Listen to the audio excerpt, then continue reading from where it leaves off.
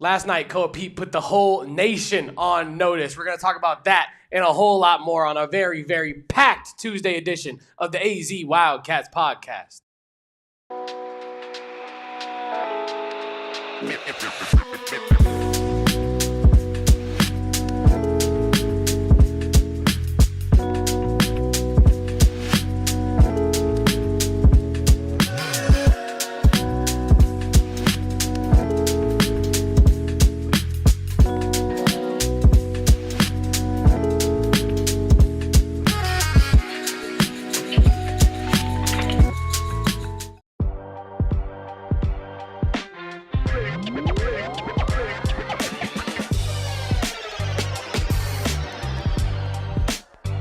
Welcome on in, guys, to the AZ Wildcats podcast, coming to you live from Studio K, presented by our friends over at Circle K. I am Damon Fairall. That is my guy, Kevin Thomas.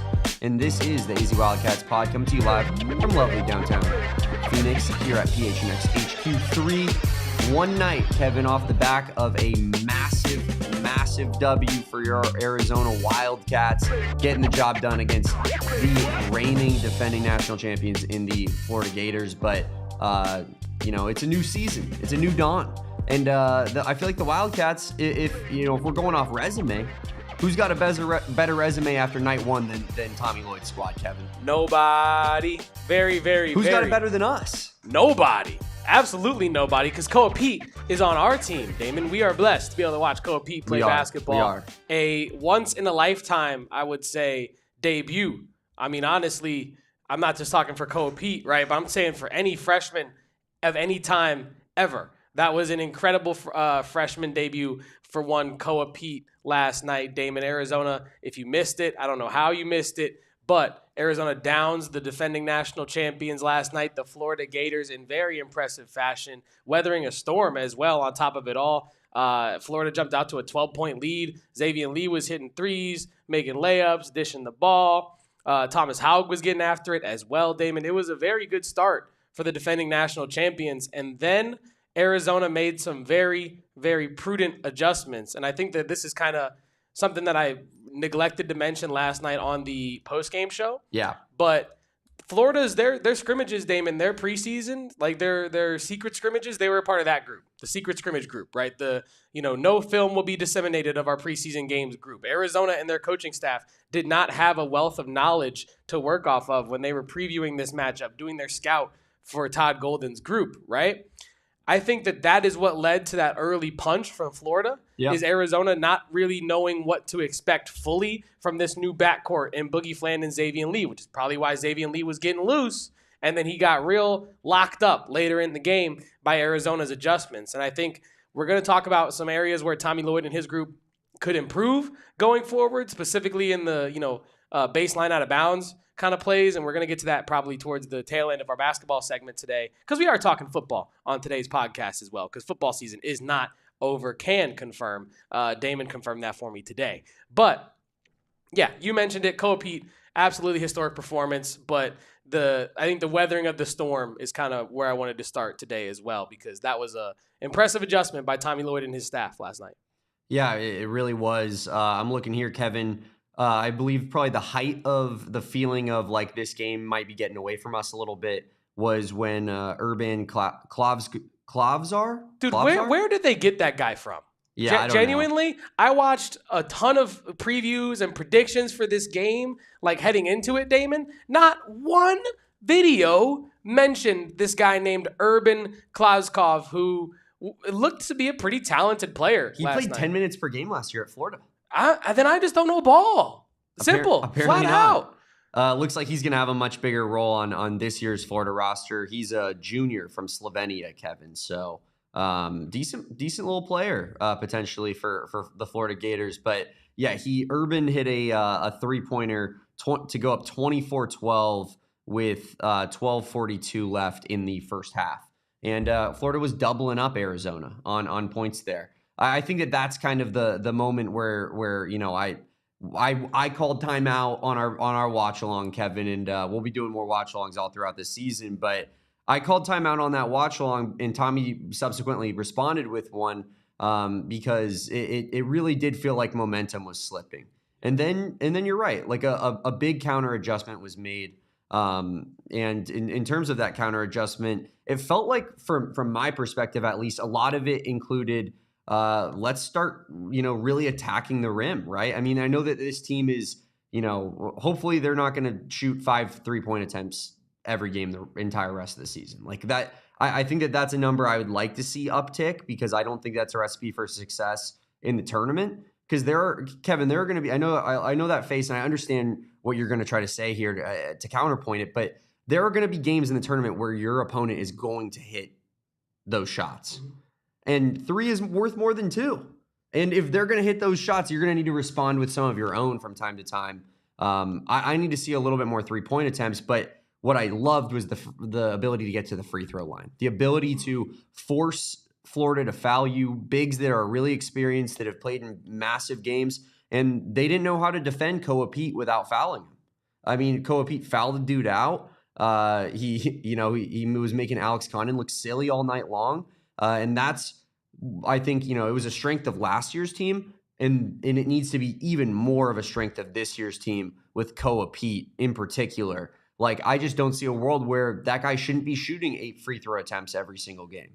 And I believe he will be doing just that, Damon. We talked about it in the preview of this season leading up to it. The rim pressure that Arizona is going to be able to create this season, whether it's Koa Peat, Tobe Awaka, Mo Krivas, Jaden Bradley in the pick and roll getting downhill, Brayden Burries getting downhill. All of Arizona's primary talents on their roster create a lot of downhill pressure on a defense. They collapse the defense very, very well. And I think, to your point, like, Arizona is going to have to not only get to the free throw line, but make their free throws. Last night, they hit their free throws at a pretty high clip. I believe it was like 81-point-something% or 82-something%. Very good in that regard last night for the Arizona Wildcats. You mentioned the three-pointers that might need to tick up. I did find a stat last night. I got home very late, as you know, Damon. I sat down with my girlfriend. I had dinner as she was getting ready to go to work because she's a pastry chef who had to be to work at 3:30, and I got home at about 2 a.m. So I'm having dinner, and I'm like listening to a podcast. Shout out to the College Basketball Experience. I love their work over there. Colby Dant said on his live stream, "When's the last time Tommy Lloyd had a team that shot 5 threes?" And I thought about it, and I was like, when is the last time? So I went at 3 a.m. back through the annals of collegebasketballreference.com, and I found out that Arizona's 5 3-point attempts versus Florida is the lowest ever for a Tommy Lloyd coached team. So lowest ever since he took over at Arizona. It's the lowest single game 3-point attempt total under Lloyd since February 5th, 2022 versus USC, where I believe they shot just 13 or 10 or something like that. It's also the lowest for Arizona since Sean Miller was coaching the Wildcats, and I believe they played a game against ASU where they only attempted like 5 or 6 or something like that. That checks out. But this was genuinely a trend bucking kind of performance for a Tommy Lloyd team to truly dominate in the paint, to truly create all your offense off of rim pressure and getting downhill.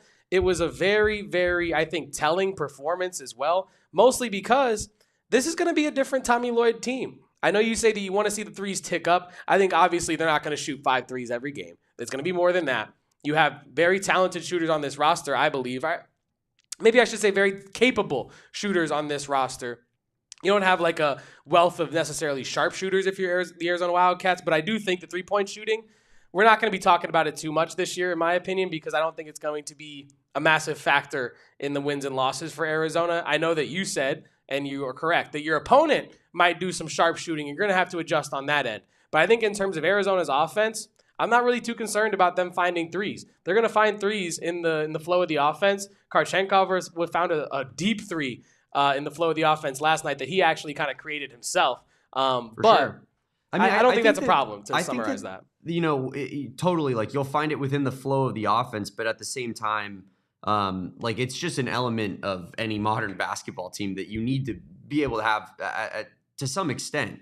They need to respect it, right? And if you shoot 5 3-pointers a game, no one respects that. To Sam's point here in the chat, Brayden Burries is in foul trouble. That has a lot to do with the 3-point attempts being down last night. And I don't know what to expect from an attempt standpoint from Brayden, because I do think that he's kind of like that, he's such a special talent. He can score at any level. So there are going to be games probably where Brayden is not shooting that many 3-pointers, right? But I do think that you would have seen an uptick for sure if Brayden Burries was out there on the court. And to be fair as well, Jaden Bradley technically counted as a 2, but it looked like a 3. It felt like a 3 for sure. I mean, it was a dagger to basically end the game.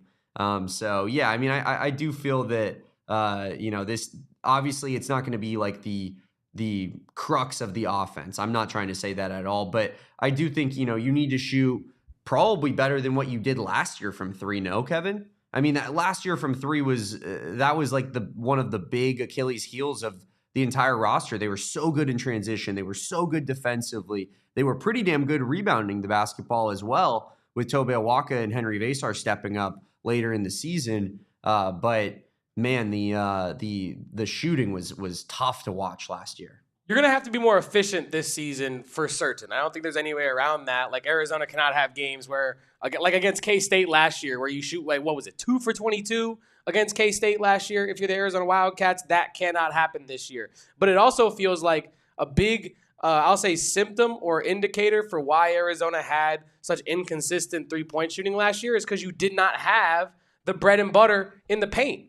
Right? Arizona struggled to create consistent paint touches last year. How many times? And this is not, any sort of slight against Caleb Love. It's more of an observational play style difference between 2024 and 2025 for Arizona. Yeah.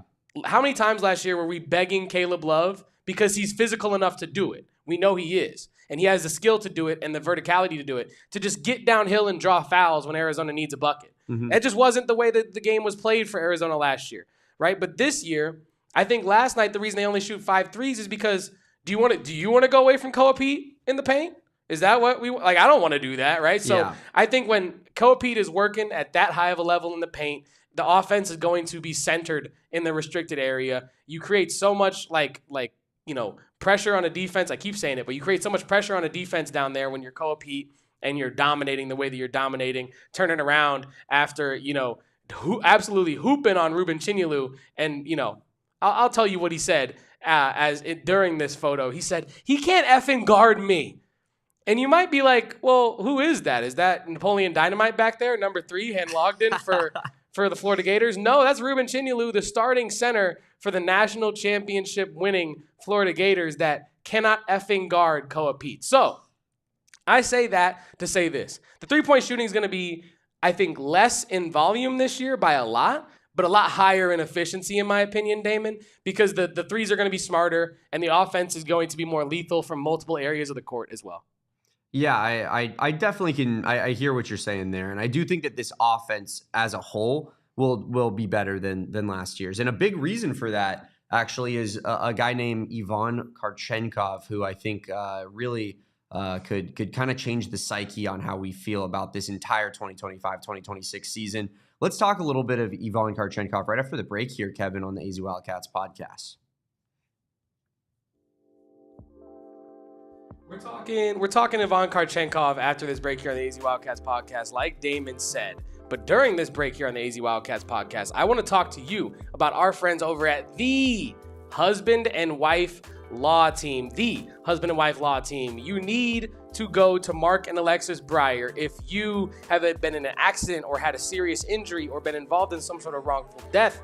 They are specialized in defending people like you. And you might be wondering, well, isn't every lawyer that's certified by the bar able to help me out with these type of very serious injury or wrongful death lawsuits? That is absolutely not the case. I don't know if you knew this, but the Arizona State Bar has certified less than 1%, that is 1% of all lawyers as specialists in injury and wrongful death litigation. So why would you not go to someone that is working every day of their life to do this one thing? That is what the Husband and Wife Law Team do for you. Access to an attorney at all times. Never play phone tag trying to speak with someone that you need to speak to. Call your paralegal, schedule a time with your lawyer, and know that you will have the support that you need with Mark and Alexis Breyer at the Husband and Wife Law Team. Their promises to you are that you can cancel their fee agreement at any time for any reason. You will receive at least as much as in your pocket as they receive for their fee. even if they have to reduce their attorney's fee to make that happen. And you may speak with one of their lawyers as often as you choose about anything that you want to discuss. You have the right to trust that they, as your lawyers, will tell you both the strengths and the weaknesses of your claim so that you can make informed decisions. If you have had a serious injury, call the husband and wife law team at, write this number down, 602-783-8841. I'll say it one more time, 602-783-8841. Or visit the husband and wife law team at husbandandwifelawteam.com. Kevin, we are fast approaching the holiday season. I'm a big Thanksgiving is before Christmas guy, but there is no reason that you can't go ahead and get yourself some Arizona Lottery scratchers. They're giving away over $80 million in prizes for the holiday season, and you guys are going to want to get in on that. There's nothing better in your stocking, Kevin, like a nice little stocking stuffer than an Arizona Lottery scratcher. But guys, if you want to get in on this $80 million in prizes, go find yourself an Arizona Lottery kiosk. Of course, they have them at Circle K, which is another one of our fine sponsors. A great marriage there, Circle K times Truly. Arizona Lottery. But you can dash to instant prizes as well with their fast play tickets. It's just unbelievable what they got going on at Arizona Lottery. Made for gifting, whether it's a white elephant exchange, a stocking stuffer, or just because there's always a chance your little gift could be worth millions of dollars. Love to play and spread the holiday cheer with holiday scratchers from Arizona Lottery. Kevin, there's just nothing like that feeling of getting a coin in your hand and just scratching off and just deciphering for 10 minutes whether or not you won the money that Arizona Lottery offers potentially on all of their tickets, of course, ranging from bigger to larger. Play and gift today with Arizona Lottery. Love our friends over at Arizona Lottery, and we definitely love our friend of the show, Ivan Kharchenkov, Damon, who made his season debut last night as a starter, nonetheless. And I think we should probably start there before we get into too much of the nitty-gritty about Ivan and his performance, because it felt like last night was a statement made from Tommy Lloyd that this kid is ready. He's ready for the Big 12. He's ready for college basketball, and he's ready to play the national champions on a huge stage on night one and put up a double-double in his debut. Here are Ivan Kharchenkov's stats from last night versus Florida. 12 points, 10 boards, 2 for 2 from 3, an incredibly deep one, step back over Boogie Fland as well, and a steal to add on in there. Damon, what stood out most to you about our favorite German-Russian basketball player, Ivan Kharchenkov? Man, it's hard to nail it down to one thing, right? Because you look at that statistical line there, I think the rebounds jumps off the screen at you, right? 10 boards for a small forward in his first, collegiate American basketball game, overseas player, overseas prospect. I think that speaks volumes of his physicality and ability to play right away. But on top of that, I think that when you're watching the game, the eye test it's got to be that off the dribble deep three fading away. If you're watching the game, that was the most impressive play Ivan Kharchenkov made all night long. And it didn't feel fluky, did it? There are times where, someone will throw up a kind of a crazy circus shot like that. And you're like, yeah, but he can't do that twice. It felt like Ivan Kharchenkov could do that twice, no? 1,000%. It felt like that's a shot that he rips over probably Brayden Burries a couple times a week. I'm not saying that to be mean to Brayden Burries, but I'm saying that this guy is highly talented, and he is certainly someone that can do that over anyone that he is trying to play against. And Ivan Kharchenkov has played against people very tough and probably far tougher than Boogie Fland. And I think that is kind of, where I think he earns the role over Anthony Del Orso of that starting small forward for Arizona. The experience, the physicality, the readiness on both ends, the decision-making, the IQ. The list goes on and on as to the intangibles and tangibles that Ivan Kharchenkov possesses that make him worthy of that starting spot. So people in the chat are talking about it, though, Damon. We would be remiss to not give Ivan Kharchenkov some plaudits. That man fought, literally, tooth and nail last night against Florida. True. They were beating the hell out of Ivan Kharchenkov. True. Hits below the belt, hits above the collarbone.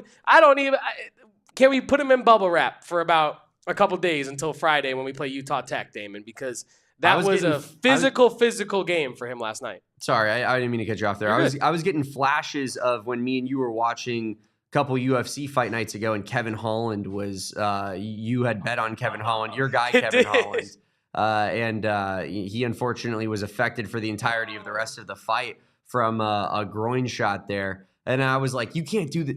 Don't do this to my guy Kevin twice in 2 weeks. Yeah, two of his favorite athletes of all time. It would be egregious. And by the way, MMA mentioned, so take your shot of Three Amigos tequila at home. But shout out 10 Toes. Absolutely. But yeah, I mean, I think Ivan Kharchenkov, it just changes. Like I said, it changes how I feel about this team. And not to put it in this place, because I tweeted something yesterday about how I just feel like stylistically Henry Vesar fits this team so much better than Mativas Krivas does. And so like I'm not even talking about their caliber as players. I just feel like from a stylistic standpoint that it's just a little bit better of a fit there. And while I was discussing that, by the way, Kevin, some people were trying to be like, Krivas is better at defense. And I was like, Vesar was pretty good at defense last year. And they were like, what Vesar were you watching? And I hate the thing when fans are like, KJ Lewis is a bum. And you're like, Evan Maya has KJ Lewis as the 7th best transfer in college basketball. Now, maybe that's a little bit high, but he's clearly not a bum. So I hate when a good player leaves and fans do that guy actually always sucked thing. But that changed how I felt a little bit about the ceiling of this team. Like, was that affected by losing that Henry Vesar piece and replacing it with Mo Krivas instead? But now that we have Ivan Kharchenkov, I'm almost feeling that kind of swinging back in the other direction of, I feel like this team's ceiling is a lot higher if this dude is truly what we saw last night. I agree with you. I said this on my TikTok the other day about how Ivan Kharchenkov is like an X factor for Arizona. Kevin loves doing it's so cringe, right, guys? No, it is though. While he's also there are so many things about our job, Damon, and you know this very well. Kevin's doing dances and he's sitting back here and he's like, "Oh, it's cringe, isn't it, guys?" There are just so many things about our job that it's like, maybe if I was not doing what we were doing, I would not be consuming social media in the way that I do. True. TikTok is certainly one of those. But I said this on my TikTok account the other day. Ivan Kharchenkov has the potential to take Arizona from, like, if they are already a Big 12 title contender to a national Final Four title contender, right? And that is because of all his well-rounded skill sets, his physicality, his size, his strength, his IQ, the things I mentioned already on this show. And I think when we talk about the Arizona small forward position, Ivan Kharchenkov is not only a floor raiser, but also a ceiling raiser. Because Anthony Delorso has been improved. I tweeted that last night. He looks better. He looks like he's more comfortable in the Arizona system. He looks like he's more comfortable on defense. He looks stronger out there as well. But that does not mean he's your best option to start the game and play the lion's share of the small forward minutes. I anticipate Ivan Kharchenkov to really take this role by the area of the body by which he was struck last night and make it his own. And I think Dwayne Aristode is going to play a factor in this as well at parts of this year. I still think he's getting his legs under him, getting acclimated to game, like real game speed at the college level, at this high level. Yeah. We're going to see Dwayne Aristode ball out this year. I think it's going to be Ivan Kharchenkov's role. And I think that's good for Arizona basketball. I think I keep wanting to call him Dellavedova. I don't know. No, the better Australian Delhi Smack me on the player. neck or something next time you hear that. But anyway, ADO or Delhi, I think he's very useful off the bench for that nice little changeup. A nice little shooter out there who can play a little bit of defense, like not at the highest level, but improved over last season. You can actually have him out there on the defensive end of the court and not be watching him the whole time. Like, has he gotten blown by yet? Has his man gotten past him? Like, yeah. I think that Ivan Kharchenkov, if he starts the whole season for Arizona at the small forward position, he gives them the most versatility, the most experience, the most physicality, and the highest chance to win games. And so I think that is why Tommy Lloyd made that decision. It's a good choice. And I, for one, am all about it. I said it when we talked about Ivan Kharchenkov being the X factor to you the other week. And you told me I should clip it. And I was like, I don't know, Damon. I don't know if I should clip that. And then here's Tommy Lloyd starting him. And you and I are geniuses. Yeah, I mean, it's your take, so I guess you're technically the genius. But me saying to clip it was to better the career of my sweet baby, beautiful boy, Kevin Thomas. And here you are not listening to me. Maybe that's what we should do, Kevin. Maybe I stop talking on the podcast. I transition off air, No. and then I just become your manager. And we Noah Woolbrick, another producer of ours, we were talking about how Kevin is going to be a famous TikTok star here in the very near future. We might lose him, but we might let our beautiful dove fly away into the wind. And maybe that's how it feels to be an Arizona basketball fan this year. It is. Because we got some pretty damn talented freshmen in the building in Koa Peat and Brayden Burries, despite a not so great night one in Ivan Kharchenkov and in Dwayne Aristode, another guy who didn't have the best night of his career that he will have at Arizona. But what else from this Florida game, Kevin, did you want to talk about in particular? What felt very important to you from last night? Well, I do want to dive headfirst into Koa Peat's debut for a little bit, and we are going to do that after our second break here on the AZ Wildcats podcast. So stick around, leave a like. Don't forget to drink your water. Hydrate or dihydrate, folks. And if you are hydrating with something that might not be water, but you're going to drink responsibly, it's our friends over at Crown Royal. And Crown Royal, you know the brand because you know the name, like the bag. You know the name of the brand because you see the bag, that purple, velvety, slick bag that is the Crown Royal purple bag.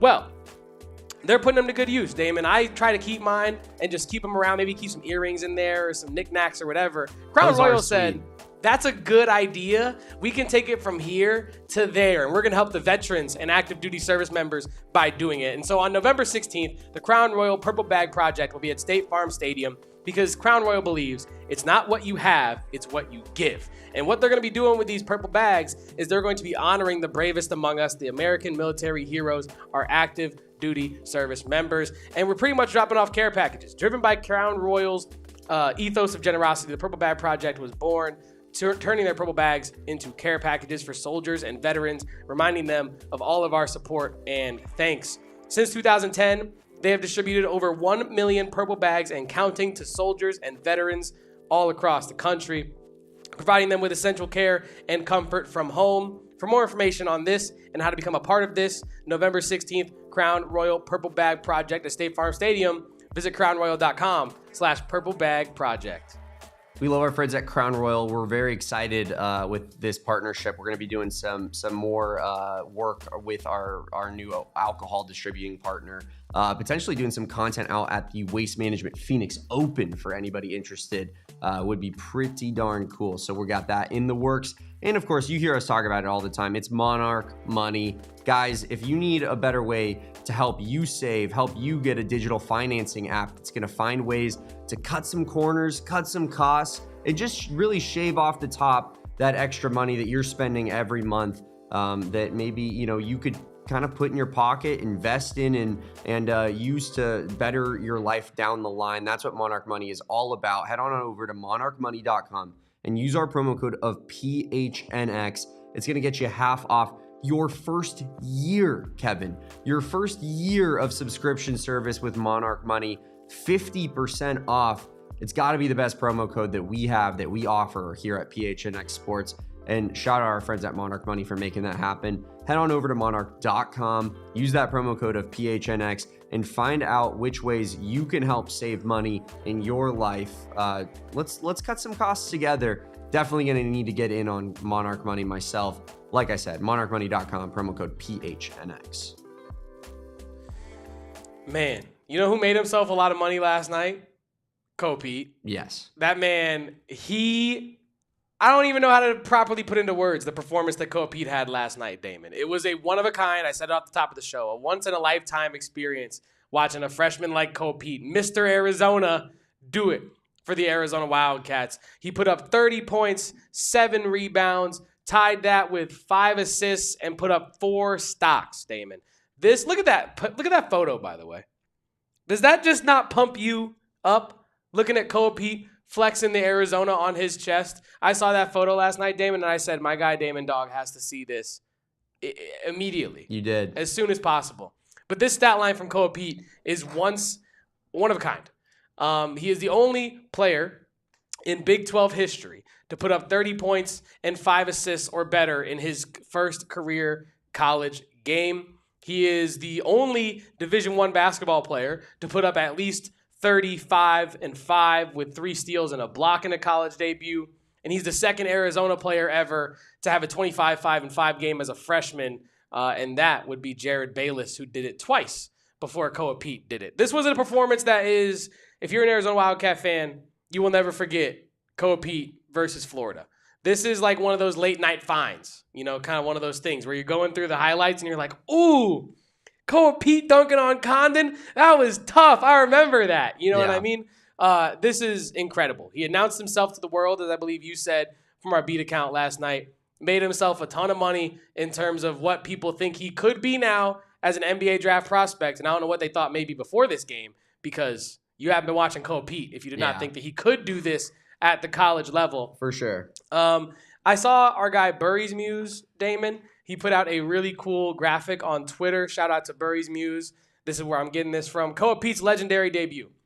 A comparison between his debut and Derek Williams' debut versus Duke. Not debut. It was the greatest game I've potentially ever seen out of a player in an Arizona uniform against Duke in the 2011 March Madness tournament. Yeah, I've been saying the word debut a lot. It's kind of becoming a habit. But we had these two comparisons as Koa Peat put up 37 and 5 with 3 steals and a block. D. Will against Duke put up 32, 13, 2 and 3 stocks. And as you see the advanced analytics down below, they match up even until you get down to that turnover percent where Koa Peat was even better as well. So truly a historic performance from Koa Peat, something that hopefully we'll see again this year multiple times from him. He has the capability to do that and build on this kind of performance. I mean, there's not many teams better than Florida on paper right now in the country. So you have to believe that this can translate into Big 12 play.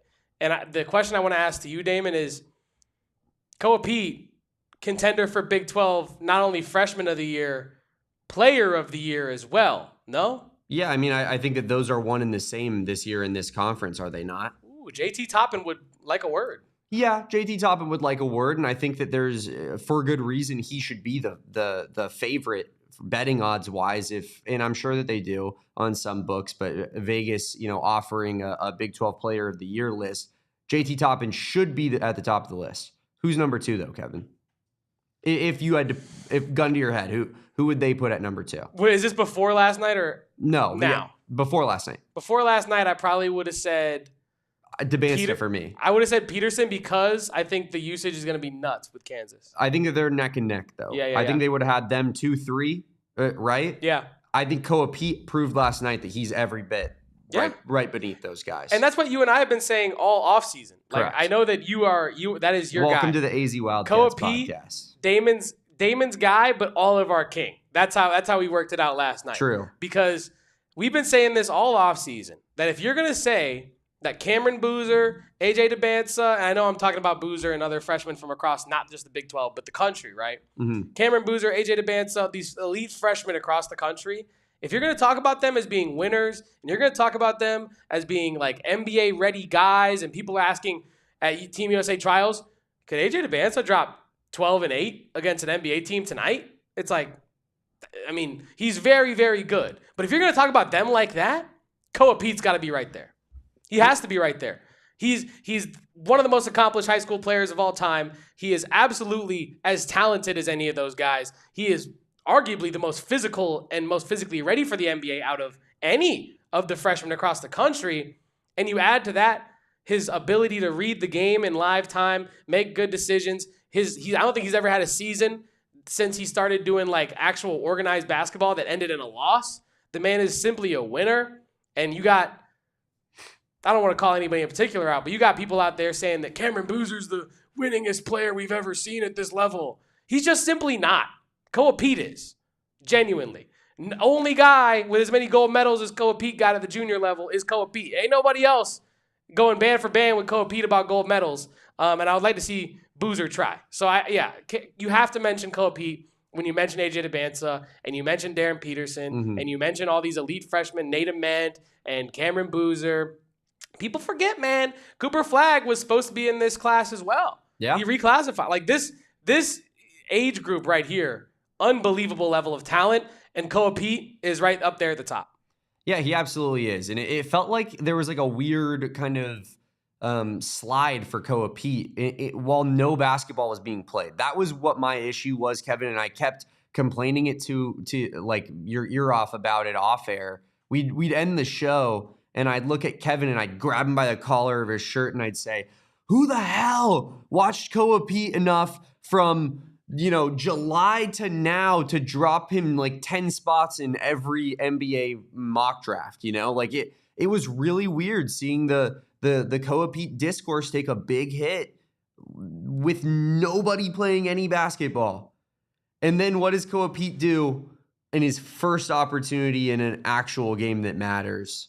Oh, he just had the best debut in the last 30 years in all of Division I basketball. He had the best freshman debut an Arizona Wildcat has ever had. It's like that is a bona fide fact. And man, is that impressive to say, because there have been some pretty special freshmen in this basketball program's history. I mean, you think of even in recent years, DeAndre Ayton was I believe the National Freshman of the Year, was he not? Aaron Gordon was right up there for that award as well. So there's been some same with Stanley Johnson. There's some really, really high profile 5-star recruits. Koa Peat looks to be every bit as good as those upper echelon guys through night one. And here's what I want to ask you, Kevin, because we talked a little bit about he's pulling a fast one on us in those exhibition games, the rope-a-dope, if you will, from Koa Peat. What do you make of that? Do you think that it is more of a usage thing? When Koa Peat is needed to do what he did last night, he will go ahead and do it? Or do you think that, maybe we should expect a little bit of variance in nights from Koa Peat? Like, he's not going to be giving you 20 points per game every night, potentially. But when he's called upon to do it, he can.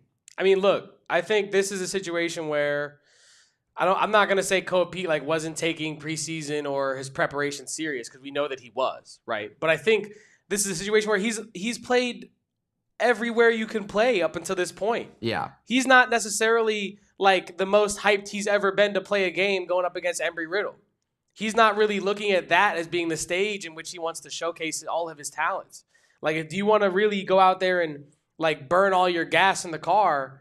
Not like he's going to be tired, but I'm saying, do you want to showcase all the tools in your tool belt in the preseason? I don't think so. And I also think, as Saul, or maybe it was you, I don't know which one of my two very intelligent co-hosts last night said this, but it's kind of like he understands that there are players around him that need to get their legs under him. Yeah. He understands that there are players around him that have not played that level of basketball before. He understands that there are players around him that need to adjust to the game speed, like a Dwayne Aristote, like an Ivan Kharchenkov, not in the same avenues of adjustment, but there are adjustments that need to be made, not just from Koa Peat. And I think he understands that, and his skill set allows him to take a back seat but still be effective and productive. Like we saw it last night with him doing all that he did, still dropping 5 assists. He always has his teammates in mind. And so I think that is kind of where it was with the rope-a-dope, or him kind of not giving all full effort. The last thing you want is Koa Peat to be going all out literally night one against St. Mary's, and, heaven forbid. I mean, he almost did get injured against, in a couple preseason games. So do you want that all, because his game style is so physical. You know what I mean? It's like a running back, like a Derrick Henry. You know what I mean? Do you want to run Derrick Henry for 50 attempts night one against the worst team in the league? Probably not. You're going to want to mix it up, get other guys involved, see what you have with your wide receivers. You get what I'm saying? So I think that's kind of what it was in the preseason with Koa Peat, getting to acclimate it with his new teammates in real game time and knowing that he can do this anytime that he needs to do it.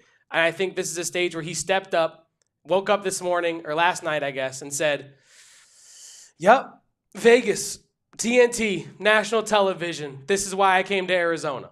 And I think that's what you saw last night. He did not come to Arizona to beat the hell out of Embry-Riddle. Flat out. He came to Arizona to play on the biggest stage possible and perform like that. So I think that's what happened in the preseason, getting other guys involved and not really wanting to burn all his candle too fast.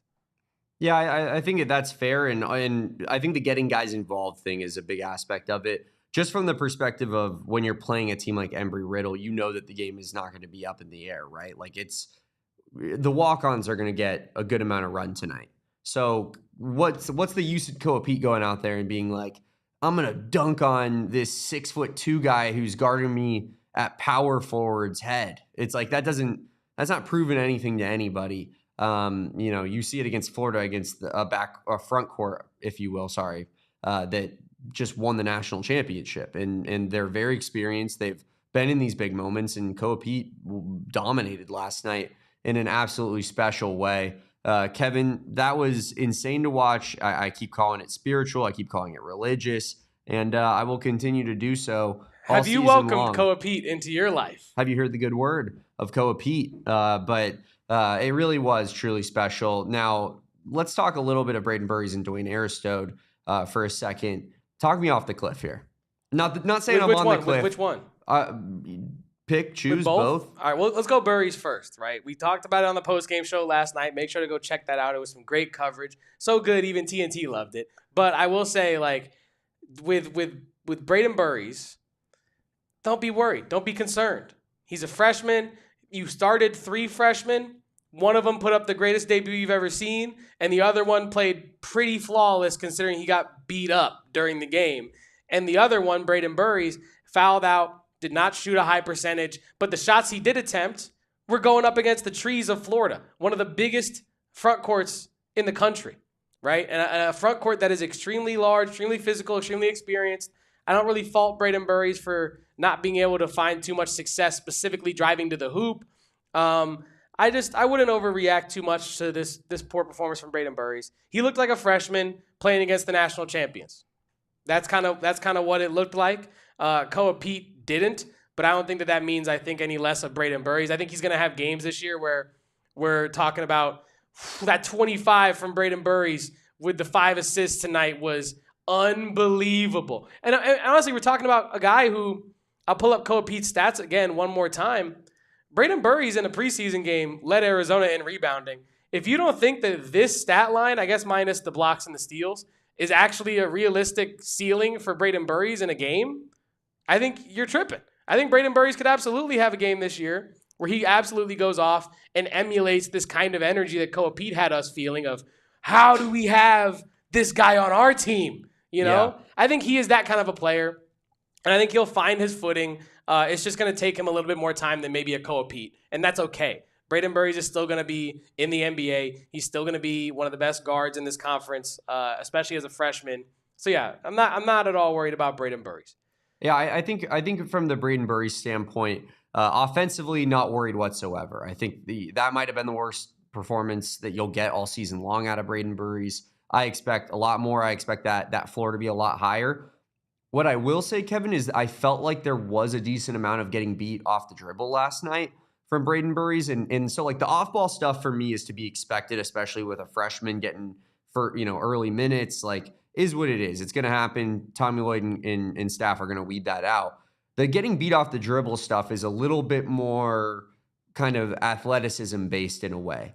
Now, to also play devil's advocate, Boogie Fland and Xavier Lee are pretty special when it comes to their ability to be quick off the dribble, right? Like that's not your conventional matchup that you're going to get every single night in terms of speed with the ball in their hands. Those guys are fast as hell. So, I do think that we'll cut a little bit of slack for that, but I will be monitoring the on-ball defense early in the season from Brayden Burries. I want to see a little bit more from him, staying in front of his guy, putting a chest on him, like that sliding his feet over. I want to see that kind of stuff out of Brayden Burries just a little bit more. But now let's move to that small forward position. Let's talk a little bit of Dwayne Aristode, your guy, Kevin. Your number one guy. I know he wasn't your number one pick, but we all know that if you only had one number one pick, you were going with Dwayne Aristode. Now, Dwayne Aristode last night, not the best night in the world, right? I mean, obviously didn't play a ton of minutes. 6 minutes, I think. Yeah, looking here. Like 6 or 7 minutes. He was in the 8-man rotation, which I think does speak, fairly good to Dwayne Aristode because Tommy isn't running the biggest rotation from night one, and Dwayne Aristode made it. Granted, he played the least amount of minutes in that rotation, only 6 minutes, like you said. 1 rebound, didn't take any shots, only one foul against him. Talk me off the ledge on Dwayne Aristode now. Why are things going to look better than what they looked like last night? It's going to look a lot better because he's going to acclimate to the game. I think when you're talking about being on the ledge, I wouldn't even say we're close yet to the ledge, right? I think like the runway for Aristode is so long that we got to wait until we start panicking with Dwayne Aristode. Having some understanding of what like the situation is, I think that this is him getting his legs under him at the college level. He has not, you have to remember, like he has not played basketball in any game setting at all in over a year, right? Because he missed his senior high school season due to a broken foot or a lower foot injury. And so now he's coming back, right? And he's matched up against the defending national champions on one of the biggest stages you've seen. And even in the preseason, against like St. Mary's or Embry-Riddle, you saw a more passive Dwayne Aristode than you see on his high school tape. And that's not because his game has changed. It's not because he's not ready for the level, or it's not because he can't play at the level. It's just because he needs to acclimate. The man has not played basketball at this speed ever, and he's not played basketball at all in about a year. So I would give Dwayne Aristode some time. He's still immensely talented, and I think that by the end of the year, we're going to be having completely different conversations about Dwayne Aristode. I'll say this, and I'll get back to Aristode in a second. If Ivan Kharchenkov starts, Damon, I think by the end of the year, if Aristode acclimates and is the player that I and many others think he could be, I mean, we're talking about Arizona defeating the national champions while their star shooting guard, 5-star freshman fouls out and has one made field goal. And their other, like, dark horse star, Dwayne Aristode, barely played. The ceiling of this team, I don't think, like, we really even can see yet. And I think that is kind of where I'm at with Dwayne Aristode. Very patient with him, and he is in the best. He's, like, in a much better spot than Carter Bryant was last year. Carter Bryant was in a spot where if he was not productive, you felt it. You could see it. Because of Trey Townsend. To be completely honest with you, because that was his competition. Sir the floor. Yeah, because that's his competition. So when Trey Townsend is out there and he's not playing good basketball consistently, if you can feel it when Carter Bryant is not impacting the game. And to your point, Kevin, and to kind of round it all together, when Dwayne Aristode is competing for minutes with Koa Peat, with Ivan Kharchenkov, and with Anthony Del Orso, who is a good player. Like, he's a steady player. Like, I know he took a shot that, pissed Tommy off last night, according to Saul watching from T-Mobile Arena. I do think that, ADO is just a steady player that is going to give you, like, if we were playing like 2K, ADO is like an 81. You know what I mean? Like he's just like pretty good. He's good. Yeah. And so when that's your competition, you don't have to be good. You don't have to be good right away, or great for that matter. Like, you can kind of round yourself into shape, into form. And I think that's what Tommy tried to do with Carter Bryant last year, and he trusted in Trey Townsend to figure some things out. And there were games where it looked better than other games, but Carter Bryant was expected to come in and make an impact in his minutes. Now Dwayne Aristode, he's going to be expected to make an impact in his minutes, but it's not going to be debilitating to your team if he doesn't. Yeah, and I'll say it like this. Like, last year you fall to Duke in the Sweet 16. One of the most special college basketball teams, one of the most talented college basketball teams we have seen in recent memory, maybe ever, right? What were some fans' biggest, like, what-if takeaway from that game, right? It was, what if Carter Bryant, like, really showed up in that game? What if Carter Bryant really produced in that game? This year, I just don't think you're in that same position to where you're relying on a freshman who is still developing his skill set to carry you over the line against a team that is one of the best ever, right? I think Dwayne Aristode's in the perfect spot, honestly. I think that he is going to develop. He's going to get his sea legs under him, so to speak. And by the end of the year, this conversation will be but a distant memory, Damon. But yeah. And before we switch over to football, because we are going to do our Big 12 football power rankings, because football's not over, and Arizona could still go bowling. Deborah Owens wanted us to talk a little bit about Jaden Bradley. She said thoughts on Jaden, and I think, you could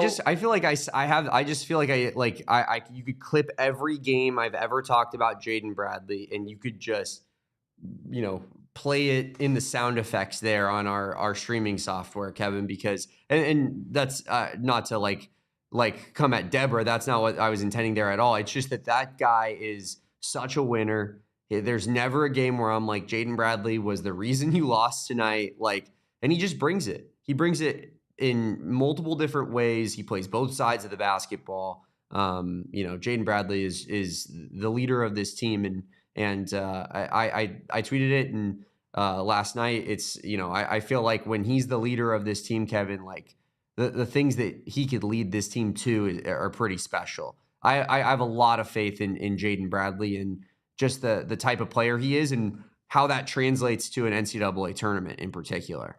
1,000%. I describe him as this consistently, and I will continue to do it. He is a metronome for this team. Yeah. And in fact, I got to find a better analogy, Damon, because if he's going to start dropping 27 with any sort of regularity, he's a lot more impactful than a metronome to any sort of song that you're trying to sing or produce. It feels like Jaden Bradley is going to take, I said this recently as well, he's going to take a step up this year in being able to close games for Arizona. Those layups he was hitting last night over legit 7-foot defenders, not every point guard in the country can make that layup. A lot of point guards are getting their stuff glassed off the backboard because of a hand from Han Logden or Alex Condon or Thomas Haug.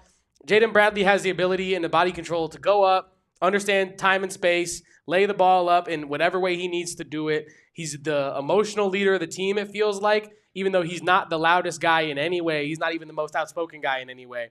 It's going to look like Koa Peat's team, but Arizona Wildcat fans know this is Jaden Bradley's basketball team, and they will only go as far as Jaden Bradley allows them to go this year. Someone's got to get Koa Peat the ball, even though I know he could do the point forward thing. But you get my point. The man's steady. For sure.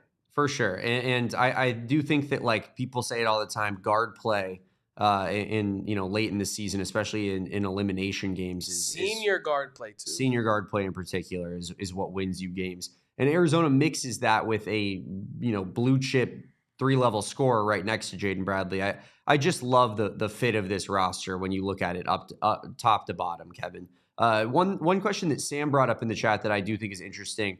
Do you think that Ivan Kharchenkov starting last night was a factor of playing a Florida team that has Thomas Hauk at small forward, who's 6'9", and is obviously that's going to be one of the biggest teams you play all season long? Or do you think that we will see Ivan Kharchenkov in the starting lineup on Friday night against Utah Tech?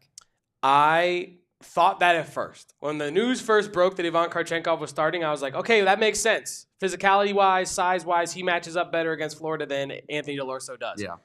And then Tommy Lloyd spoke in the post-game press conference. What and I said, Tommy Lloyd mean? That exact thing. Because he kind of spoke about Ivan Kharchenkov as if this was like a coming out party that solidified him as the starter. He talked about how, I don't want to misquote him, so I'll paraphrase him. He pretty much said that the conversations him and Ivan were having of like, this could be your role if you rebound the hell out of the basketball. And what did Ivan Kharchenkov start to do? Rebound the hell out of the basketball. What has he been developing in his game? Rebounding the basketball. Last night, the man put up a double-double in his debut. In a game where Koa Peat put up a historic debut as well. It's not like there was just everybody eating for Arizona. I mean, it was, but it's not like statistically everybody was just eating for Arizona. Kharchenkov went out and got you a legit double-double against the defending national champions night one. L. Boone says it in the chat, and that is true. It's a tone setter. Ivan Kharchenkov is a tone setter for this team. His physicality, his toughness, his grit, right? He stayed down for a while after the low blow, and that's understandable, But he never looked like it was making him question whether or not he wanted to be out there. It never made him look like he was going to quit. If anything, it made him look angry, and he wanted to get back out there and give Florida some buckets. I think that this is going to be something we're going to continue to see. I think Kharchenkov's won that role, and I think more importantly, he's won Tommy Lloyd's trust, it feels like. Yeah, I hear you on that, and I definitely thought that Tommy's comments on Kharchenkov last night were pretty darn telling when it comes to how Tommy Lloyd feels about his freshman phenom in Ivan Kharchenkov. And man, was that a solid performance last night. I can't get over how impressive that was. I feel like with the Koa Peat stuff, that was vindicating for me and you, Kevin, because we've been so on the hill of Koa Peat is every bit the elite freshmen that get talked about ad nauseum from a more national perspective. But the Ivan Kharchenkov thing, I know you've believed in him, right? But I'm also gonna not to take shots. You also, you believe in everybody to an extent. You love this basketball team more than I think anything in your entire life. True. Not named Jack. True. I will say, though, one thing about me and the evaluations of players, it's a lot easier to love every player that your team recruits when you follow a team like Arizona. Fair enough. No, totally fair. Yeah, and I think the one thing that I will add to your point that I guess is poking at me, but I think I loved Ivan Kharchenkov, but I was constantly trying to get people to walk me backwards on him, pull me back. Because to your point last night, that's actually 100% facts. The amount of times Kevin would look at me in our office and just say, "Why is Ivan Kharchenkov not like the third best player on this team?" And I think what are you talking about, Kevin? To your point though, it was wild with foreign players. You never know. Yeah. Right. And that's what I saw it on the tape. True. But you never know. And so I'm constantly am I going to look like a fool for saying that, Paulius Morauskas is going to be good for Arizona? I don't even think that was my take. I really didn't have too much of a crazy take on Pauly M. But you didn't have that energy for everybody, and your eye test checked out in that regard. You did watch the highlights, and you're like, I'm watching him, and I'm trying to figure out why he wouldn't be good at the college level right away. And it's the truth. I do think that while the whole point, at my major point at the end of it was just to say that you predicted this, but I still think even you would be shocked by the level that he showed last night in night one against the defending national champs and the number 3 team in the entire country, because that was more than I ever could have expected. I did not think that he was going to start from night one. And honestly, I thought Aristode and ADO were more competing for that spot, Kevin, over Ivan Kharchenkov, just because of the foreign aspect of it. And for that, I'd like to say, Mr. Kharchenkov, I wasn't familiar with your game. I apologize. To your point, I wouldn't say I'm surprised that he's playing at this level, but I'm definitely surprised that it's happening November 4th, right? I thought that this would be a situation where, kind of like a Dwayne Aristode, maybe Ivan Kharchenkov shows flashes of having that European IQ from playing professionally overseas, but just doesn't really quite understand his role with this team yet, and it took a little bit to figure that out. Absolutely not. I thought we'd be having these conversations in mid-December about Ivan Kharchenkov, and that's what I'm telling you about with IK. That's what I'm telling you about. But we're talking about it with night one, and so I think that's the most impressive part about it. To your point, doing that against the defending national champions on the opening night of the year is something that we're going to have to talk about with him for the rest of the year. It's something that tells you a lot about the kind of person, competitor, and player that Ivan Kharchenkov is. JR says that Ivan Kharchenkov is who we thought Paulius Morauskas would be. Sam Albert asking, Damon, have you not heard the good word of Ivan Kharchenkov? I guess I haven't, but the missionaries didn't get out. The thing is I'm always open. I'm always open to new spiritual development. Pigeon, that's a great idea. Maybe we will hit up our guy and see if we can get an Ivan Kharchenkov interview in the works here. We had him on set at our basketball media day, bonanza, not fiasco. It was far from a fiasco. Bonanza. Is fiasco always bad? I think so. By definition, you can't have a party that. I'll Google it.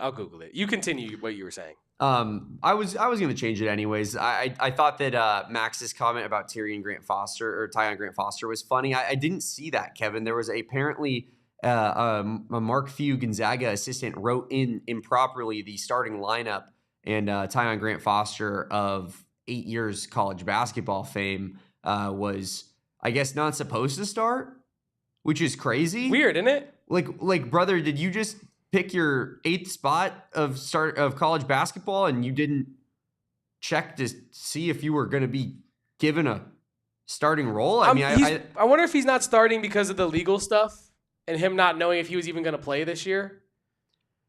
I feel like Gonzaga wouldn't take him if that was the case. Like Ja'Cory Krosky-Merritt was maybe ineligible and maybe couldn't play college football for Arizona, and they said, "Oh, you're gonna let him play? Well, he's gonna be RB1 on night 1," and then he never played again, right? Like it wasn't like they shelved him in practice thinking that he wasn't gonna play. I think you assume that the guy's gonna be able to play, but Grant Foster puts up 15 on the night to lead all Gonzaga scorers. And I do want to also address our friend Jervis's comment here, who says, real quick, can I get your pick on Texas versus Duke tonight? And it's funny you ask, because last night I did some college basketball gambling, and I was 3 for 3. Arizona money line, count it. What else did I have last night? It was Kansas spread, count that. Who'd they play? Pulling it up. But Darren Peterson absolutely went off. I think he dropped like 21 and on really good efficiency last night with some assists as well.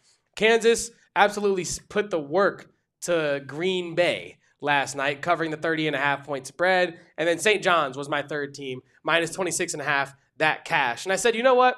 If I'm going to keep gambling on college basketball, we're going to do it together. So here are my best bets for tonight's action. Texas Tech, look, my system, I have no system. I'm going with teams that I think are really, really good this year that are going to just wipe the floor with their opponent, irregardless of opponent on opening night. Like whatever low-level non-conference game they're going to have, I anticipate Texas Tech to execute at a high enough level and be talented enough to just simply cover the spread for me here and get the job done. Tonight, Texas Tech is matched up with my beloved Lindenwood Lions, the L Wood. And I think, you should probably tail me on this because usually I would side with my St. Louisans. But whatever. That's neither here nor there. Bet number 2, I got Duke. Duke is playing Texas. A lot of first-year coaches around the country right now, Damon, are getting W's. I don't know if you noticed that. Sean Miller is going to be doing his best in Texas to help, take some money out of my pocket. But I'm going to back Duke tonight. I think Cameron Boozer, a la one Koa Peat, absolutely puts the nation on notice tonight. That man, Cam Boozer, is a freak on the basketball court. And also, he's a mental giant. I don't know if you saw this clip that was circulating like NBA and draft circles on Twitter recently of Boozer in the locker room, I think at halftime of a preseason game, just being like directing the whole show from his seat. Talking to his teammates like, hey, if we're going to do this, we have to, batten down the hatches on this end and play physical on that end. And he is talking like a vet as a guy who's yet to play a regulation game in the regular season. So give me Duke tonight. And then to wrap it up, the Purdue Boilermakers and Brayden Smith, they have the best point guard in America. And that is all due respect to Jaden Bradley. Brayden Smith is absolutely incredible. And I think that they go ahead and handle business covering the absolutely massive spread tonight of 32.5 points. That line has since changed. You can no longer get it at 32.5 points. It is increased to like 34.5 or 35. But yeah, these are my top 3 bets tonight. Tail them or leave them. I do not care. I am on them all the way. I like it a lot. I have heard very similar about Cameron Boozer in terms of like just his mental ability, that he is very mature, well beyond his age in terms of like decision making, ability to work out of double teams and such. So really impressive stuff. And I do think that the early season cover the spread vibe of just teams that you think are just nasty, typically a pretty good money making process. And if you want a dog, let me look up, because I couldn't find the money line for it earlier. They didn't have it out yet. But if you want a fun dog to go chase tonight and see if you could maybe make a bunch of cash on it, plus 1,200 with UT Martin as 17.5 point dogs on the road against UNLV. UNLV stinks right now. Josh Pastner is going to figure it out, but he's still kind of, implementing what he wants to do over there at UNLV. So give me UT Martin to pull off at least the covering of the 17.5 spread. But if you really want to sprinkle $1 or $2 on the plus 1,200, plus 1,200, there you go. But that's my best bets for today. Jervis wants to know, are you opposed to Miller putting money in your pocket?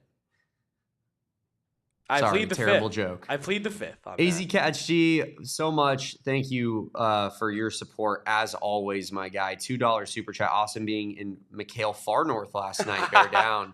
Absolutely love it, my guy. We appreciate you as always. And does anyone love his cats as much as AZ Catch G? Nobody. I feel like he's at every single event. Speaking of events that people are going to, Eric Duthie is here in the chat. He is talking about going to Saturday's football matchup versus Kansas, talking about how he's going to go to the game. Believe it's homecoming, correct, Arizona? It is. Homecoming matchup versus Kansas. Trying to get bowl eligible and seeing if Noah Fafita can set that brand new Arizona passing touchdown record. Kevin, should we talk a little bit of Big 12 power rankings after a big football weekend? Yes, we should. Or should I talk about it by myself? And maybe we could do the podcast we've talked about where I give my Big 12 power rankings and then Kevin goes, and another thing about Ivan Kharchenkov is... And BYU is not only number one in my power real quick, before we move on to power rankings, because I do want to hit those because we are already in overtime. But AZ Catch G brought up it being McHale Far North for the T-Mobile Arena last night. Did you, Miami Heat fan, see what Pelle Larsson had to say last night? I didn't pull it for the show. Ooh. Instead, I pulled Not Bryce what he had James. to say. I pulled Bryce James' reaction to Koa Peat's game last night, who said, "Nah, you're pro," about his teammate Koa Peat. And I still think Bryce James has never seen an in-game dunk from a teammate like what Koa Peat did last night. But your guy Pelle Larsson commented on Arizona basketball's celebration video, and you can check Erica's Twitter for it if you're looking for it. And he commented like, "It'll always be McHale North." And I just love that guy.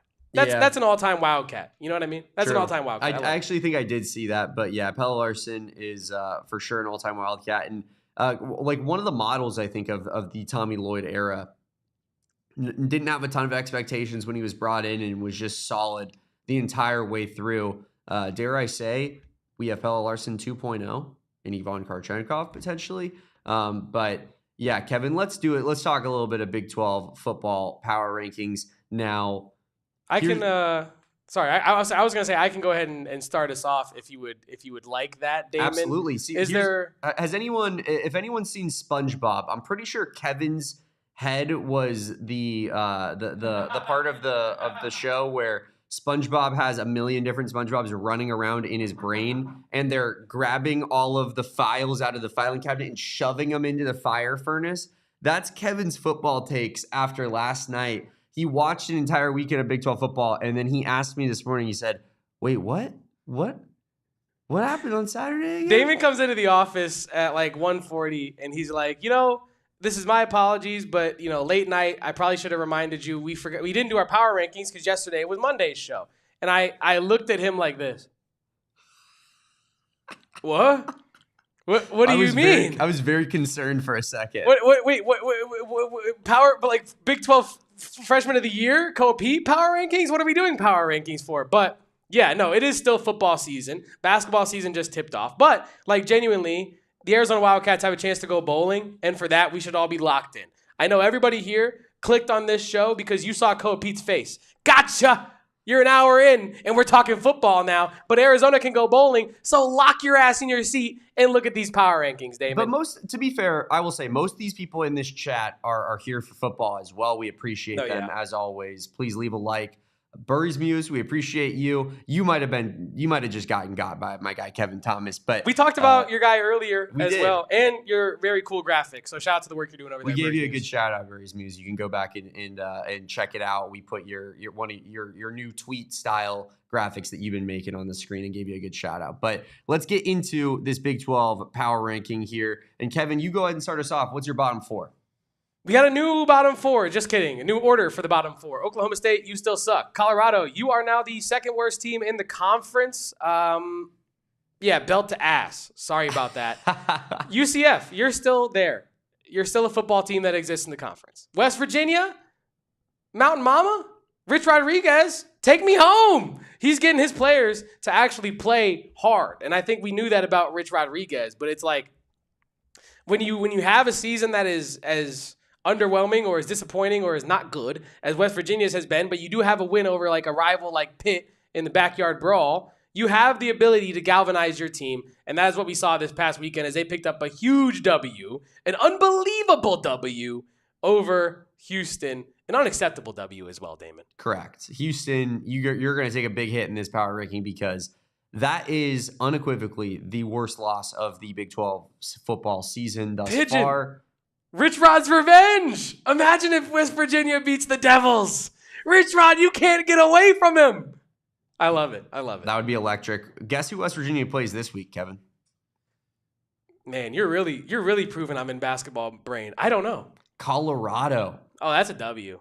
I think so as well. They're at home, and they have a 6.5 point spread against Colorado. West Virginia might be stacking dubs here in the Big 12. And let me just add as well that, on the I forget exactly what it's called, but they do like that state of play, ranking each week where sometimes it'll show you, did this team outplay this team, but maybe a couple massive lucky plays went against that team in that particular circumstance. West Virginia state of play was technically more efficient and better with the football against TCU, and they lost by a mere one possession. They could be looking at 3 wins in a row, but they'll I'm sure 2 will suffice as well. Kevin, let's just throw my bottom 4 up on the screen. It's the same thing as you. I don't think you could really argue with it. I had Colorado apparently at 15 last week, which, credit to me because Colorado is absolutely horrific. UCF 30-3 pieced by Baylor, and West Virginia, you're moving on up to 13. Pretty decent performance out of Scotty Fox in West Virginia. Scotty Fox sounds he sounds like the high school senior quarterback in like a CW drama. Yeah. That tears his knee up midway through the year, but miraculously comes back for the state championship game and goes for 8 touchdowns. Scotty Fox. I love that name. And what's crazier about it, Kevin, is he looks exactly like that as well. I know that's going to be a shock to everybody, but Scotty Fox Jr. actually looks exactly like the high school football quarterback in said TV show that Kevin is talking about. He also gives some big time Jackson Dart vibes if you're unfamiliar with his game. And he wears a giant knee brace on his left knee because I believe he just came back from injury. But he seems like a decent quarterback. He definitely has provided a spark for West Virginia. I'm scared about the brace thing. I kind of unintentionally nailed that analogy there for Scotty Fox. Moving into the bottom half, or the top half of my bottom half here, we got KU, Baylor, K-State, stay put. K-State has been playing a lot of better football recently, Damon, but I don't really feel justified in being yep, up to the top. Here goes K-State, right back where we thought. You're going to stick here in the middle here of the conference. Iowa State, man. You blew it. You seriously blew it for me. Jeff Sims, for bro. Damon. Jeff for Sims. The 50 people watching this show. Jeff fucking Sims. For all of Tucson, you blew it. Not only did you blow us out earlier in Ames, but you couldn't even beat a Sam Levitt-less, Jordan Tyson-less Arizona State Sun Devils. I was told that Rocco Becht was not only a game manager, but a game winner. This past weekend, he was a game loser. That's a fact. I put Rocco Becht 6th on my quarterback Big 12 power rankings and was laughed at by Iowa State fans around the country, Kevin. Can you believe that? Actually, can you imagine that at this point? Yes, because I think at one point in the year, well, not at this point I can imagine it, but at one point in the year, it's oh. Wasn't that kind of my point, though? He's a system quarterback. He's a good quarterback. You can win with them. There's no doubt about that in my mind. If you have a good team around Rocco Becht, you're going to have a good football season. But now we're looking at 11 touchdowns and 7 interceptions on the year. And was it really criminal to say that he was a middle of the pack Big 12 quarterback when you're looking at this conference and how good these quarterbacks are? Kevin, Noah Fafita, for reference, has 21 touchdowns and 4 interceptions. And I've been told that he was a mid-tier Big 12 quarterback by every single person that made a list not named Kevin or Damon. So I just, I look back on some of the things people told me in the past, and it baffles me to my core, Kevin, to my absolute core. Oh, dude, to Sam Albert's point in the chat, Rocco Becht is dropping NFL level dimes, and I will add parenthetically for you, running through dudes' faces to the end zone like Cam Newton, but against ASU, homie couldn't hit the broad side of a barn. Yeah. I think from the dropping dimes, no doubt about it, those were great passes, but we talked about it. Like, Arizona was daring Rocco Beck to make those passes. That was the game plan. If you go back and watch those games, Arizona is stacking the box against a very physical Iowa State team, a team that is way bigger and way more physical on paper than Arizona is probably. And so Arizona's trying to stack the box, and they're giving their corners one-on-one matchups deep down the field. Credit to Rocco Beck for making those passes, but like, the game plan was kind of, in a way, daring him to. You know what I mean? And I feel like that was indicative of who Rocco Beck is as a quarterback, which is there are times where he can make those plays, but there are also times where he's throwing back-breaking interceptions against BYU when you have all the momentum in the world. And what's that? Rocco Beck just threw an out for a pick six, and now BYU is down 3, and they're doing the same devil magic thing that they've been doing all season long, or for 2 seasons, really. But Iowa State, as Indigenous Raptor said, really sacrificed everything to beat Arizona. Yeah, man. That's a tough loss looking back on it. Definitely the worst loss of Arizona's season, no doubt about it. Moving on to my bottom 8 here. I believe me and you have Kansas in the same spot here, Kevin. Yeah. I have Iowa State at 11 now because I think that this is kind of the exact exercise that power rankings is, right? Like, Iowa State is, despite beating Arizona and despite Arizona not being on this group of 4 on the list for me, like, we're talking about what they're playing, the level of football they're playing at in week 10 of the football season, right? And Iowa State is a shell of its former self that it was when it played Arizona earlier in the season. At this point, it's hard to argue that Iowa State is not one of the worst teams in the conference. And that's why they have to move all the way down to 11 for me. Kansas State is actually probably the team I felt the worst about moving down as much as I did, Kevin, because, I mean, they gave a good first half to Texas Tech. Like, it was a one possession game at half versus Texas Tech. Texas Tech is the number 1 team for me. It has been all season long, basically, in my power rankings. And when you're at 7 last week for me, Kansas State is at 7. How do you drop to 10, 3 spots, because when you played a decent game against number 1? I feel bad about moving Kansas State down because I do think that they're playing pretty good football right now. Almost the opposite of the Iowa State thing, right? Like, it's like right now, Kansas State is playing pretty good football and Iowa State sucks. Yeah. Look at their records, and you'd think that was an absolutely, crazy decision probably. I know Iowa State has a good amount of losses at this point, but Kansas State, looking at their record, Iowa State's lost 4 in a row, by the way, if you're curious, Kevin. They're now 5-4 after starting 5-0, which is a disaster. Kansas State is 4-5, but I think that 4-5 it looks a little bit different to me. Did they start 1-4? Like, what did they start? Yeah, they started 1-3. Okay, yeah. 1-3 and 2-4 after losing by 1 against Baylor, and that's why I have Baylor 1 spot ahead of them. Baylor beat them by 1 not that long ago. Baylor beat the crap out of UCF this weekend. I think Baylor is a team that is to be respected. I think that they're decent. I also think that they could lose to every single team in this conference that's not named Oklahoma State. And even that game was not that far off from being a decent game. So, yeah, I just think Baylor's defense is so terrible. But they did have a good defensive performance this weekend, so give them credit when credit's due for that one. But, yeah, that's my bottom half of the Big 12. Let's take us into your top half, Kevin. Let's get into the top half of the Big 12 conference. For me, Arizona, welcome back to the top half. Coming in at number 8, just behind TCU, and then the Scum Devils at number 6, and then Houston at number 5. Houston not moving up. That is a mistake on my graphical work there. But, man, we talked about Houston, and, oh, my God. Brutal. Unbelievable loss. Like, shout out to Rich Rod for getting his boys up for that game and having them play as hard for a full 4 quarters as they did. But what are you doing if you're Houston? You legitimately lost a shot at an 11-1 season with 1 loss to Texas Tech. That's before you get to any possibility of a Big 12 championship, of maybe a college football playoff run. That feels very far away now. Mm-hmm. I don't know the math on it. I don't know if it's still possible. But with a loss to West Virginia, I think you can probably safely write away the CFP. You're not going to get respect for from unless you win the Big 12 conference Correct. outright. Yeah. Right? You can wipe all that away. Very, very disappointing loss, especially for those that believed in Houston and Willie Fritz going into this one. As someone who quote tweeted Barstool Cougs with their picture of the empty student section and said, like, I said, how could you not support this team?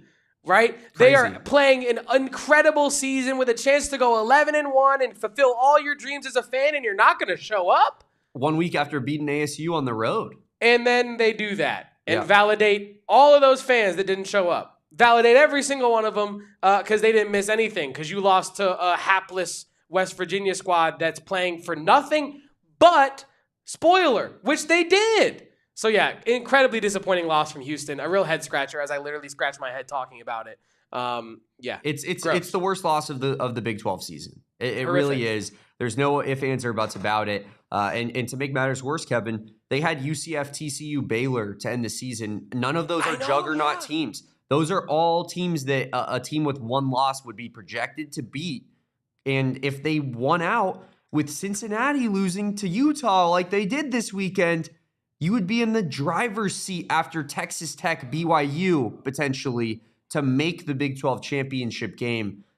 This conference, man. It's really inexplicable. It's really inexplicable, that loss from Houston. Because you, in that circumstance, you just have to treat every game like it's the biggest game of the season. Yes. Because at that point, every game is that pivotal because you're playing for such high stakes. And yeah, what a disappointing loss.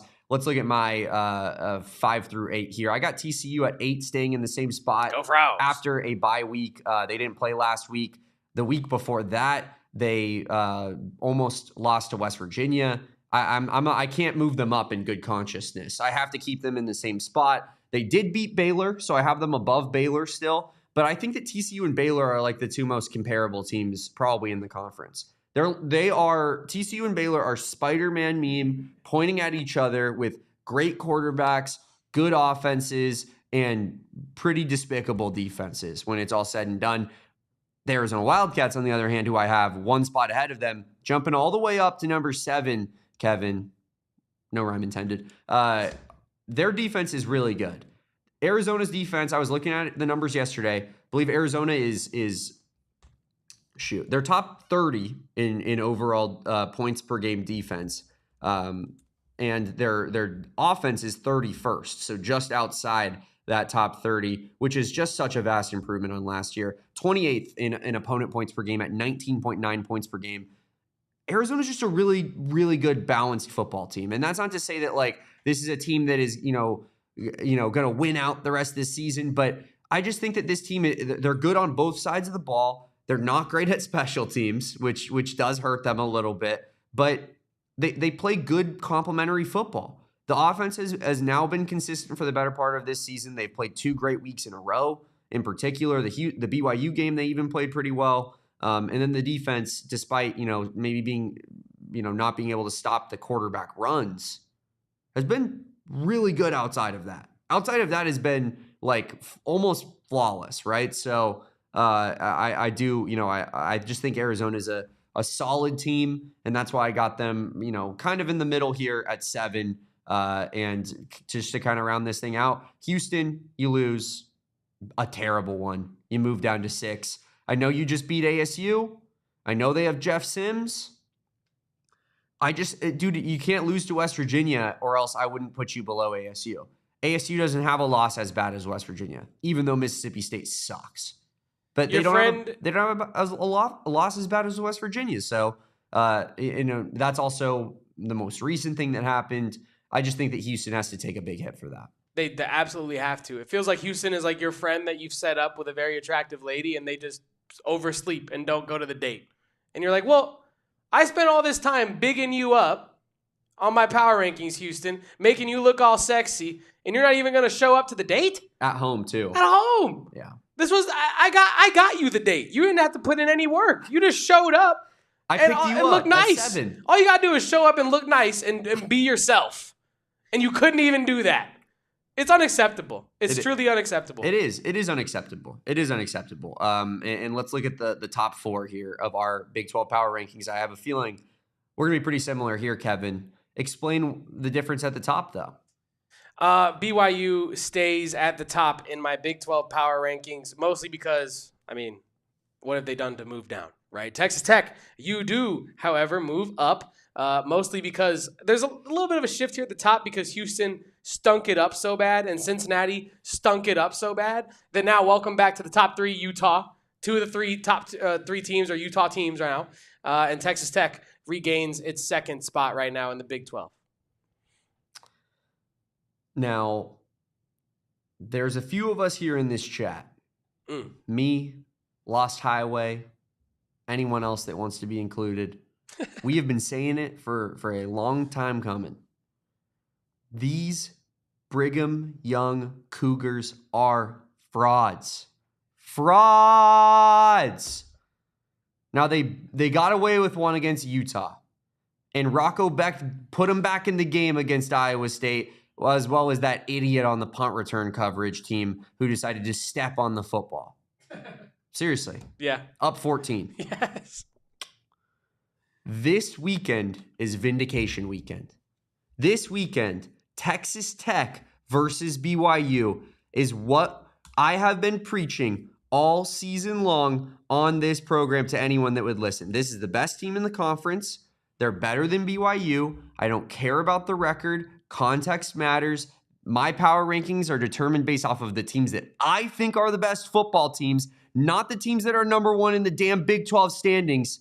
And I got Texas Tech over BYU, and they're favored over BYU, Kevin, in the game by 9.5 points right now because Texas Tech is going to dog walk BYU all over the field in Lubbock, Texas this weekend, and I, for one, cannot wait for it. Speak your truth, brother. Sure, go ahead and show the top four. We all know what it is. It's the same. Boop. Cincinnati, terrible loss, but you still have a really good record. Utah earned the spot over top of Cincinnati, and Utah is a dark horse right now to make the college football playoff, Kevin, if you're not, familiar with it. I think they have like an 18% chance from like BPI projections or something. And then BYU, despite, me calling them frauds, I still think they are a very good football team. I do believe in Barrett Bachmeier, but I just think Texas Tech is too good. I do like your fervor with which you argue about BYU being frauds. I feel like even if BYU completes the first ever undefeated championship season, you will still be like, these Cougars! I can't stand these Cougars. They're overrated. If Genesis Smith on that fumble and someone just picks it up off the ground. I actually, I'm not even joking. I think if Arizona wins that game, BYU has 3 losses right now. Wow. I think it's a vibe shift. 100%. I think that would have that would have changed the season. Right now, they feel like they cannot lose because they can't. Yeah. Everything that happens, even when they make negative plays, it turns into first downs because the refs mark 8.5 yards as a first down apparently. So I can't wait for this weekend. I'm juiced up about college football. I'm juiced up about college basketball, and I'm juiced up, Kevin, to be talking all season long for both until we finish things out here on this great program, the AZ Wildcats podcast. Of course, we'll be back on a Thursday at 2 p.m. No Wednesday shows for me and Kevin during the season, during the football season, that is. May change during basketball season. It might kind of be flexible depending on when the Wildcats actually play. But that's going to do it for us today. You can, of course, follow Kevin at KevoPosts. You can follow me at Damon Dog. That's DAWG. And you can follow us at PHNX_Wildcats on all social except for TikTok. We're at AZ Wildcats Pod. Kevin, what's your TikTok? Kevo TikToks with 2 S's. Wow. Because Kevo TikToks, I guess, was taken. That's special.